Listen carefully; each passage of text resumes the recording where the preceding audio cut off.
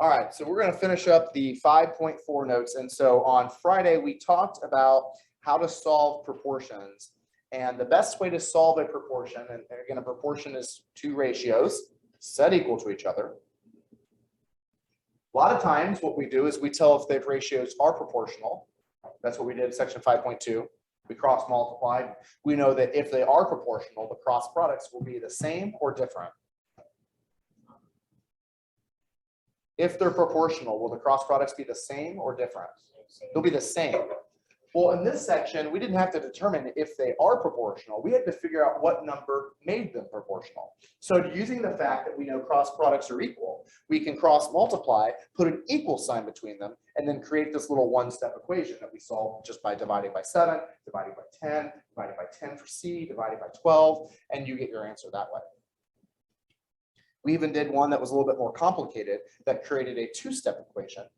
And really, we did the same thing. It's just that when we did it here, we had to do 15 times F and then 15 times 1. You had to basically distribute the 15 to both of those terms. But cross multiplying is how you solve. We looked at some story problems. We'll look at some more today on our worksheet. When you're solving for a story problem and you're setting up a proportion, make sure you are labeling your proportion because that's going to help you not get the numbers mixed up. For example, if I said that 3 performers last 8 hours, and then I go and say X hours for 4 performers, I've just completely switched those labels in that second ratio, and it will not give me the same answer. Give me a wrong answer. Okay. But yeah, we cross multiply for that. If you see a fraction, the decimal of 0.6 repeating, like you're going to have in your homework for 5.4, there's one of them out there that says 0.6 repeating or 0.3 repeating. Just know that that's either 1/3 for 0.3 repeating or 2/3 for 0.6 repeating, because big ideas won't let you put a repeating bar in your answer, so you have to change it. We looked at this problem. We said 5 movie tickets cost $36.25, so $36.25 for 5 tickets. How much for 8 tickets? That's our second proportion. We cross multiplied, it says $58. Now, you guys actually got pretty far into this problem, so I'm going to do a review real quick. So it says you're writing the AVE. The AVE is that high-speed train we were talking about that travels between Madrid and Barcelona in Spain. And so it says, how many kilometers, according to this chart, have you traveled in 0 hours? Well, it's 0 hours is right here, and that point tells us we've traveled 0 kilometers, and that makes perfect sense. The train hasn't left the station yet. So remember how we were finding unit rates from a graph on Wednesday with our unit rates homework? We were able to use any point on the line and divide, except this point, because you can't divide by 0. This is the only point on the line that actually doesn't give us any information. I can't tell what my speed is or what my unit rate is if I haven't left yet. However, I can use this point. When we find unit rates and we divide, do you remember, do we put the X or the Y on top? Y on top, that's right. So that would mean 200 kilometers in 1 hour. What's 200 divided by 1? Yeah, that was our speed, wasn't it? 200 kilometers per hour. That's an easy way to do it. Since you know unit rates have to have a bottom number of 1, find X being 1 and see if your graph gives you that point. It does. That's our speed. Now, if I would have used this point up here, can you tell me what 800 divided by 4 is? Yeah, you could have used that point too. You could use any point on the line except the one that doesn't give you any information, which is the origin. So using that information, you guys were able to find the distance, sorry, not the distance, but the time it would take you to get from Barcelona to Madrid or vice versa at traveling 200 kilometers per hour. So the distance between the two cities is actually 505 kilometers. So what we did is we said, well, the speed's 200 kilometers per hour. There's a ratio.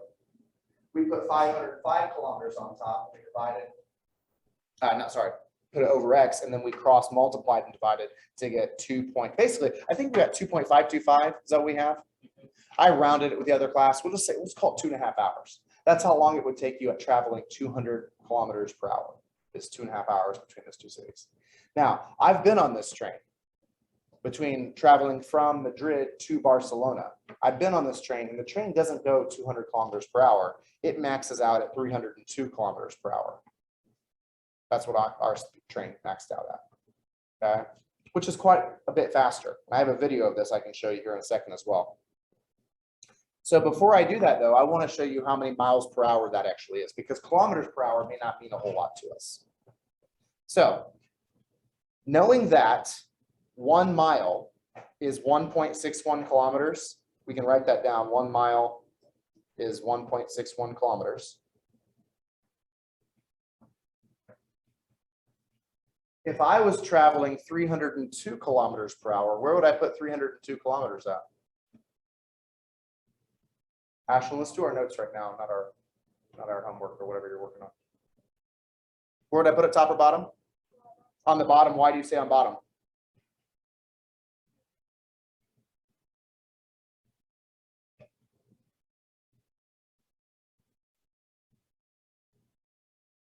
It was 302 kilometers, right? What else is on bottom? On the other ratio? Exactly. Yeah, it would make sense to make sure they're lined up together. If kilometers is on bottom of the first fraction, put kilometers on bottom of the second fraction, and then we'll put X miles. And so this is what this will tell us. Knowing that I was traveling 302 kilometers per hour, if I can determine how many miles that is, that'll be my miles per hour.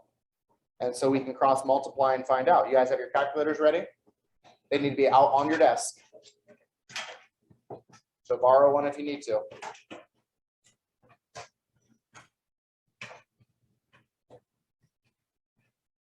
Okay, we're going to cross multiply. Rayleigh, can you tell me what 1.61 times X is?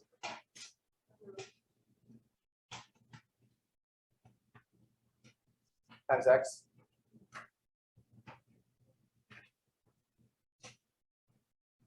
Well, X on the calculator? You won't. No. So what do you do when you're just multiplying? Go ahead and grab one. What do you do when you're multiplying towards a variable? What if I said, what's 2 times X? You'd say it's 2X. There you go. So why don't we call this 1.61X?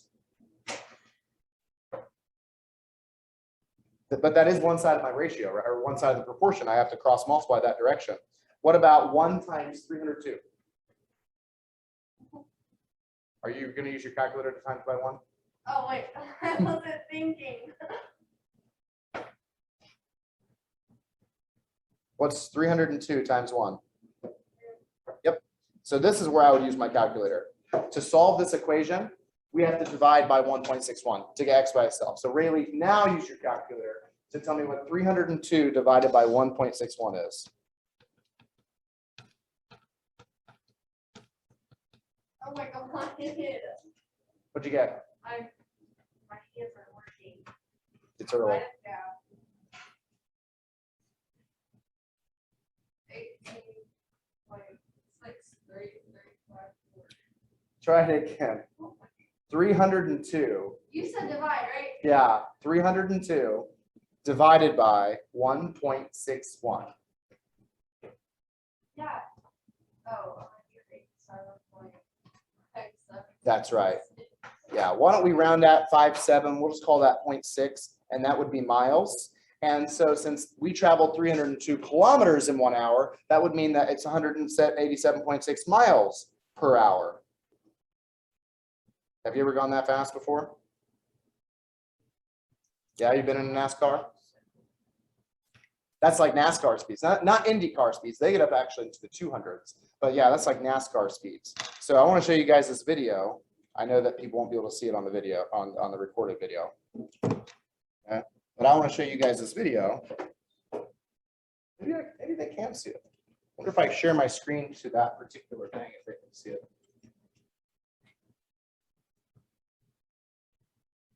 I don't know. Maybe they can't see it. I guess we'll see. But this is what 187.6 miles per hour looks like. It doesn't, well, is it slow? Yeah. There's nothing about that that's slow. That's 3 times faster than you've ever traveled on, you know, well, not, I shouldn't say on the interstate, but definitely on a highway. That's very fast. Those are like little telephone poles just flying by like that. at 187.6 miles per hour. And I will say that that kind of gives you an idea of what Spain, the countryside of Spain looks like. But I mean, you kind of have to use perspective here. Those things that aren't moving very fast are very, very far away. And the things that are flying right by are the things right next to the train. And it's a crazy thing, it's a really smooth ride. You got a snack car, you can go get a snack, a pop, a water, whatever you want to get, you can get that on your way as you're traveling. And it's not a 2.5 hour trip if you're traveling 300 kilometers per hour versus the 200 kilometers per hour that this is. So it's like a 2 hour trip then. What were you gonna say, Parker? Parker is going to try to prove me wrong and travel 187 miles per hour. And Parker, just so you know, I'm not advising you to do that. Okay. When you get your license, it's the easiest way to get it taken away. My mom drove like 80 miles per hour. That's a bit crazy. Were you at school? Did you get there on time, I should say? I guess that makes up for it. All right. One more problem, and then we'll start our worksheet. So this is another graph. And so one of the big iLearn questions you're going to see this year is they're going to give you a graph and basically ask you to get all the information off that graph that you can. They're going to give you a line that looks like this, and they're going to ask you for the unit rate. They're going to ask you to find missing values. And so we can do that we can find unit rates by dividing, and we can find missing values by setting up a proportion. Okay.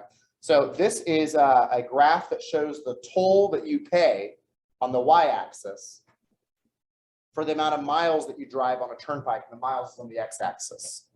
Okay, so if you guys have been on a toll road before, or actually you might have been on a toll bridge.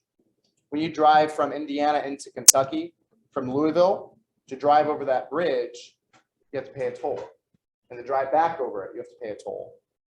If you've ever been, you may not remember this. I remember when I was a kid, we would go on toll roads and you'd have to, not even say when I was a kid, even like 6 years ago, you drive, you have to pull over every certain amount of miles to a quarter's end, and you could pull back off again. If you've been to Chicago, Chicago uses toll roads a lot. Well, when we drove to Florida for Disney World this fall break, we went over the Louisville Bridge, so we had to pay a toll. And then we drove on the turnpike to go straight to Orlando, so we had to pay a toll. But they've changed it so that instead of pulling over and throwing change in, a lot of people don't have direct amount, especially during COVID, people weren't even using change. They just take a picture of your license plate, and then they send you a bill in the mail. So we just got that bill. We went over fall break. We just got the bill a couple days ago.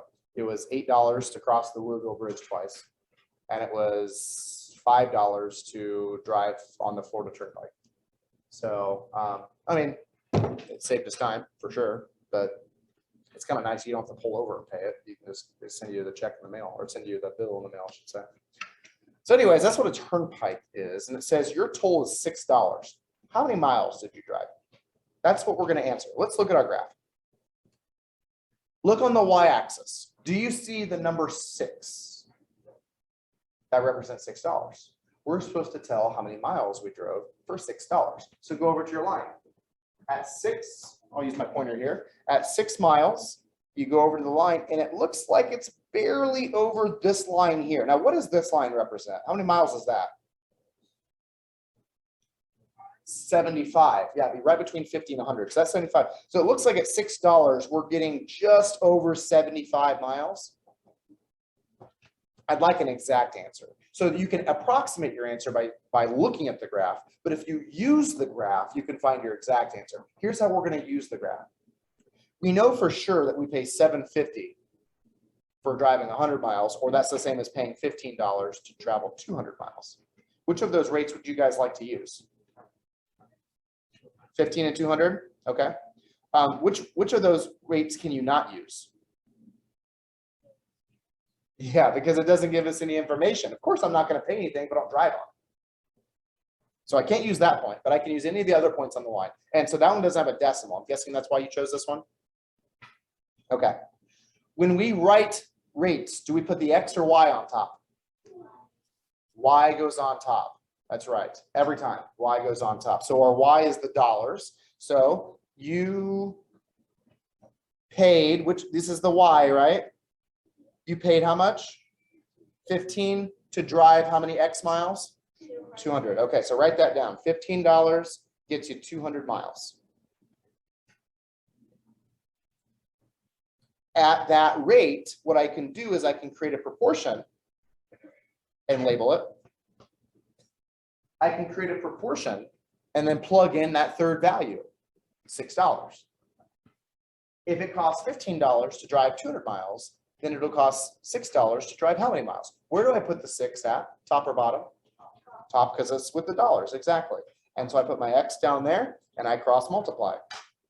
Ashlyn, what's 200 times X? Or sorry, 200 times 6.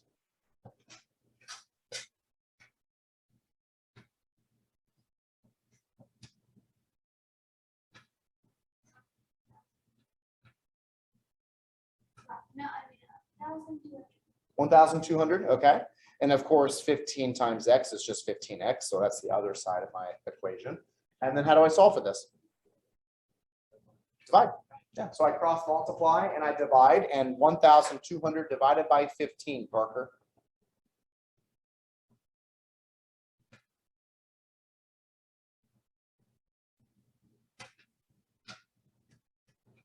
$80. And what did the X stand for?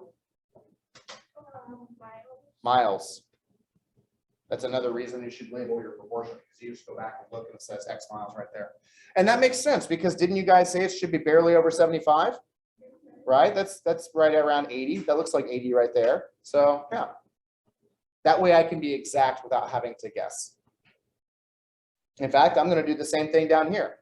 This question doesn't ask you how many miles you'll drive for $6. It says how much will you pay to drive 260.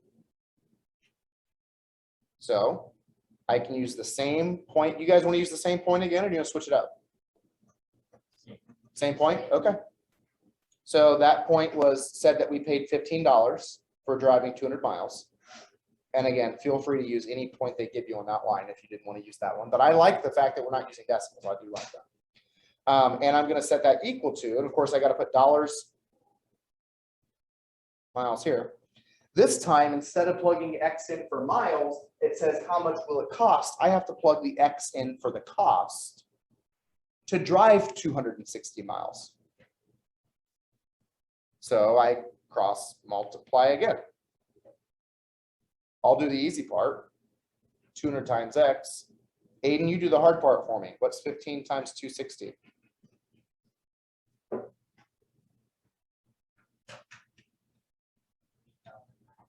$3,900. I guess that wasn't too hard when you can use a calculator, right? Thomas, what's 3,900 divided by 200?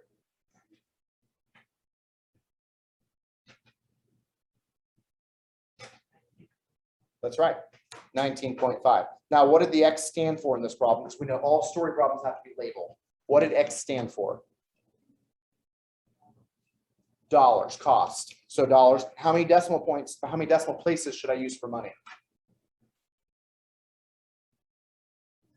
For money, 2. So I need another 0. Yeah, I don't want to say $19.05, right? So $19.50. No, nobody would say 19.5. They'd say $19.50. That's how much you'll pay to drive 260 miles. The last question on here says, what's the cost per mile? Now, what does that look like to you? When it says cost per mile, what is that? It's the unit rate, exactly. Anytime you see the word per, you should be thinking unit rate, right? Or cap, but probably unit rate in math class. Okay. How do you find unit rates? Divide, and it says cost per mile. Well, guess what? That rate that you guys kept wanting to use, that's on the point, this point on our line. You already put the dollars on top, didn't you? Okay, so that's what it says, cost, dollars on top. $15 per 200 miles. This time, instead of setting up a proportion, we have to divide it, and we'll figure out how much it costs for each mile. Maddie, what's 15 divided by 200?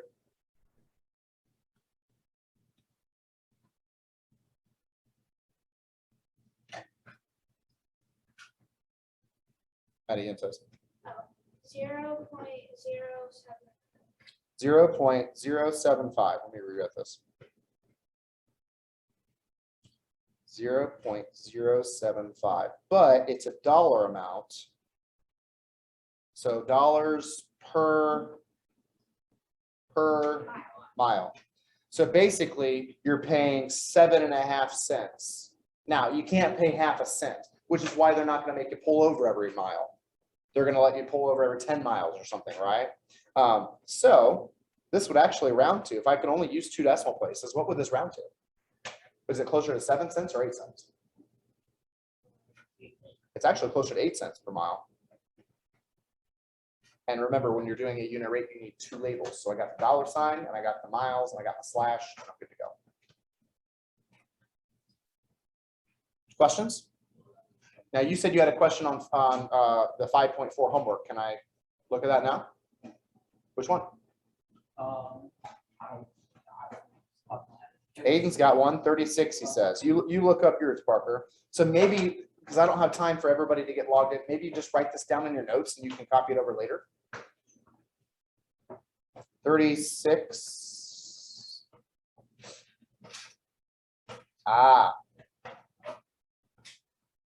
36 says, there are 144 people in an audience.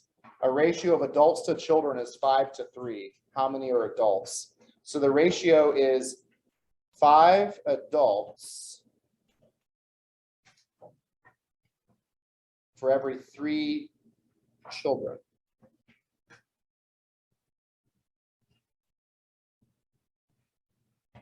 Well, I can use that ratio to set up a proportion. However, my other unit here is 144 people. Well, I don't know where to put 144 people when I got an adults and a children's side of my ratio. So here's what I'm going to do. I'm going to rewrite this. If there's 5 adults for every 8 children, or sorry, 5 adults for every 3 children, that means there's 5 adults for how many people? 8 people. Because those 3 children are people, right? So what I'm doing is I'm converting that rate of 5 adults to 3 children to 5 adults for 8 people. Now I have something I can use. Because it says how many adults, so there's my X.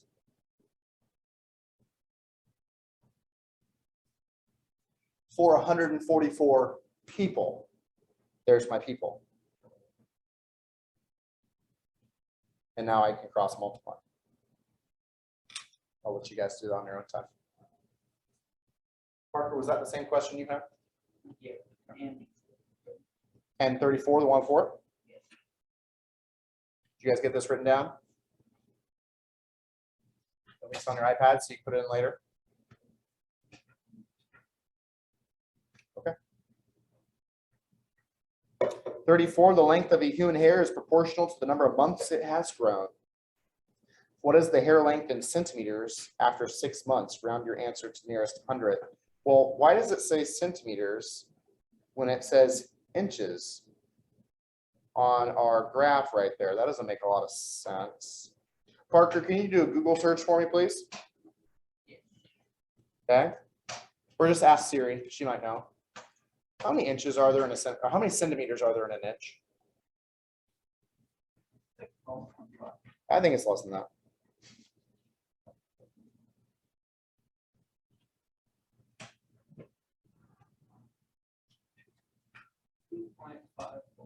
.54 centimeters in 1 inch. That is going to be extremely important. Okay. So it says for part A, what is the hair length in centimeter after 6 months? So in 6 months, you see 6 on the months axis right here. Okay. How many inches is our hair grown? 3. Okay. So our hair is grown 3 inches.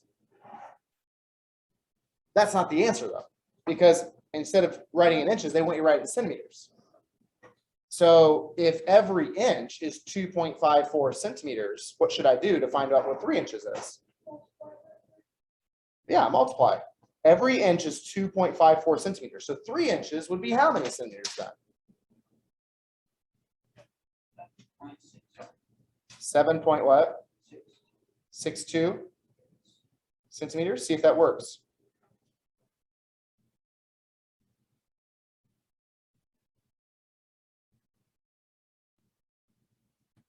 For part B, how long does it take the hair to grow 8 inches?